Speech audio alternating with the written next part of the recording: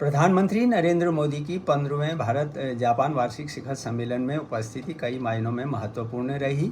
जहां उनकी जापान की यह 8वीं सरकारी यात्रा थी, वहीं जापान के प्रधानमंत्री शिगेरू इशिबा के साथ उनकी यह पहली शिखर बैठक थी। इसके अलावा अमेरिका के साथ टैरिफ वॉर के बीच यह यात्रा की गई। स्मरण रहे कि ट्रंप की शुल्क नीति से जापान भी परेशान है।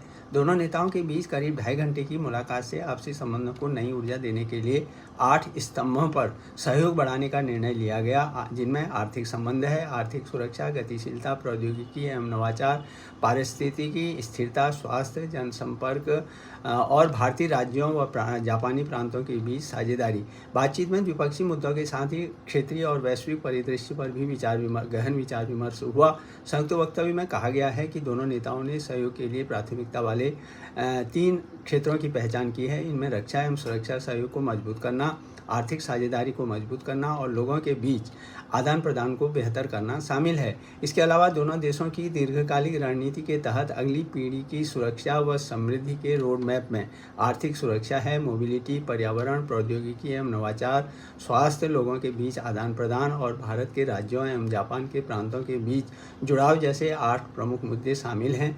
15वें भारत जापान वार्षिक शिखर सम्मेलन में दोनों देशों ने कहा है कि वे 21 परिणामों पर सहमत हुए हैं और 13 प्रमुख समझौतों को अंतिम रूप दिया गया है, जिनमें रक्षा संबंधों को बढ़ाने की प्रतिबद्धता, भारत में महत्वपूर्ण खनिजों की खोज और खनन में जापानी निवेश, सेमीकंडक्टर क्षेत्र में सहयोग बढ़ाने, देश में हाई स्पीड रेल नेटवर्क का विस्तार करने के लिए जापानी सहायता और जापान में 50,000 कुशल और अर्धकुशल भारतीयों का प्रशिक्षण शामिल है। अंतरिक्ष के क्षेत्र में जापानी अंतरिक्ष एजेंसी जाक्सा चंद्रयान 5 के प्रक्षेपण में भारत की मदद करेगी। दिल्ली मेट्रो समेत कई भारतीय शहरों की मेट्रो परियोजनाओं के साथ ही जापान की हाई स्पीड रेल परियोजना के तहत Mumbai Ahmedabad high speed rail परियोजना कुछ वर्षों में चालू हो जाएगी।